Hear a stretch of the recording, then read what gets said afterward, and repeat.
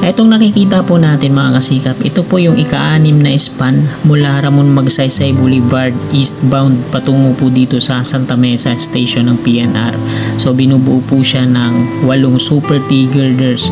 Dito naman sa kanyang kaliwa, ito yung bago nilang latag sa 7 span na binubuo naman ng 7 Super T-girders. At mapapansin din natin dito sa harapan natin na merong puwang, no? Isa lang yung nasa isip ko dito, baka gagawa sila ng off-ramp galing dito sa northbound patungo dito sa eastbound ng Ramon Magsaysay Boulevard. Ito yung pier column na sasalo dito, no? Sa kanang bahagi, ito yung mataas yung pier head. Southbound po yan, paakyat siya dyan, no? Sa kaliwa naman yung northbound at baka dito din ilalagay yung off-ramp galing sa northbound, no? Sinimulan ko to, walang naniniwala sa paligid ko. Ano? So ito yung Skyway Section 2A. At ito yung latest na update ngayon dito, no? Yan, tinagalan na nila ng mga forma dito sa panglimang pier column. Ayan, no? Sinuunti-unti na rin yung mga platform sa baba. So ito naman yung pang-apat.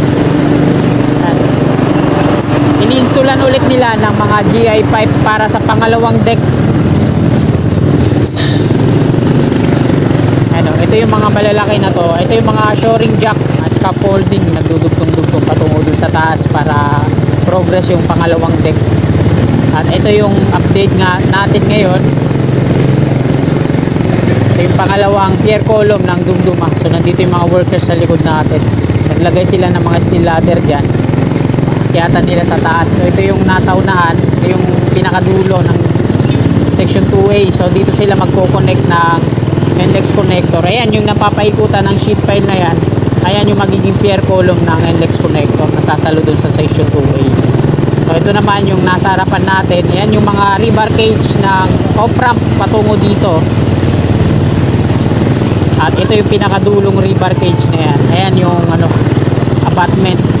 Yung on-ramp naman patungong south. Ayan dyan sa may gasolinahan.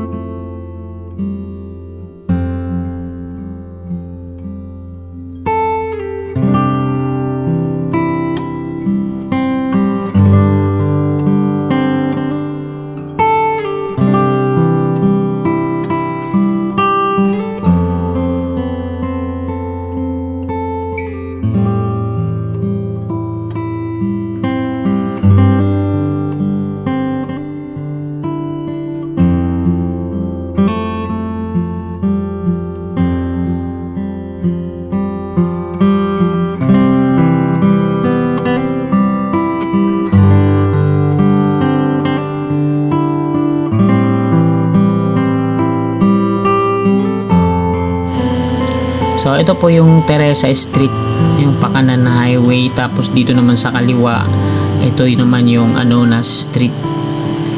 Mula dito sa May Teresa mga kasikap, ayan, dire-diretso patungo dun sa dulong viaduct. Ayan yung na-installan na nila ng 7 super T-girders pang 7 span.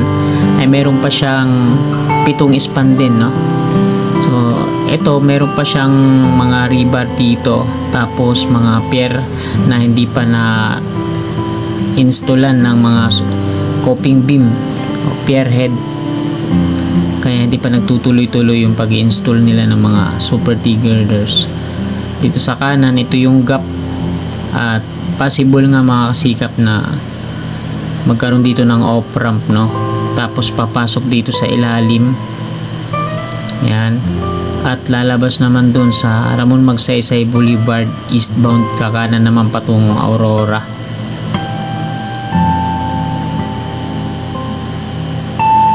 Ang dami pa palang mga kabayan dito sa kanan na madidemolish. Phase 2. Ayan o, sa ilalim nya. Malawak kasi yung ilalim nyan. Dito nila siguro padadaanin yung pavement.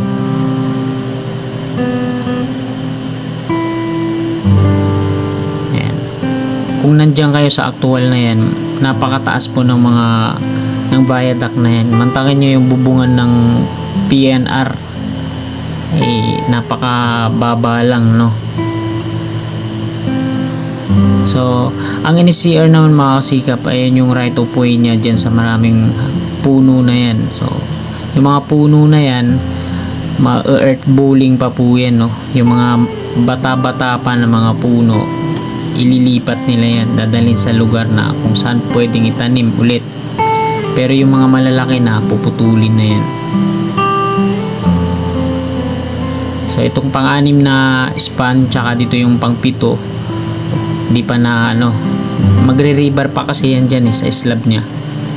Ito naman yung mga pier na wala pang pier head. So yung iba, yung kalahati na pouring na, tapos yung kalahati naman hindi pa, kasi lalagyan nila ng beam yan dyan sa may bandang gitna. Kagaya na ito, ayan o, na pouring na yung dito sa kanan sa taas, ayan yung southbound, tapos dun sa kaliwa sa baba na pouring na din. Bali ang tsura ng per column dito, isa lang yung pier, tapos may beam sa gitna, walang support dito sa kaliwa, tapos dito naman sa taas, ayan, nagre-rebar sila, no? Lalaki ng mga steel bar na ginamit nila, oh. Kung mapapansin natin na iba't iba yung suot nilang helmet, no? Nakadepende kasi yan sa posisyon nila dyan. Yung mga kulay white, ayan po yung mga engineers, foreman, tapos yung mga nakadilaw, sila yung mga laborer. Tapos meron pa yan kulay pink, kulay kagaya niyan, kulay blue, tapos kulay green. Yung nakakulay green, sila yung nangangasiwa sa pangkaligtasan. Tapos yung kulay blue, sila ata yung sa electrical. Yan, Teresa Street po ito. Tapos dito naman sa tawid, ayan naman yung V. Francisco. Palabas yan dun sa may Paco Santa Mesa Road. At diretso dun, ayan yung PUP. Sa kaliwa po dyan yung right of way ng NSCR. So ito yung may mga poste ng NGCP Hilera, ayan yung sa NSCR. So magkakaroon nga po dyan ng mga earth bowling pa, kasi marami tayong nakikita mga puno dyan. Tapos dito naman sa kanan, ito yung kabahayan, mababawasan pa yan dyan, no? Madidemolish pa yan sa phase 2 na demolition. So ang nagdi-demolish po dyan, ayan po yung Verdax Builders, ayan, no? Dami pang madidemolish, ano? So ayan mga kasikap, hanggang dito na lang po tong video na to. Marami pong salamat sa patuloy niyong suporta sa aking munting YouTube channel, at maraming salamat din po kay Dove Vlog sa pagpapahiram ng video. God bless.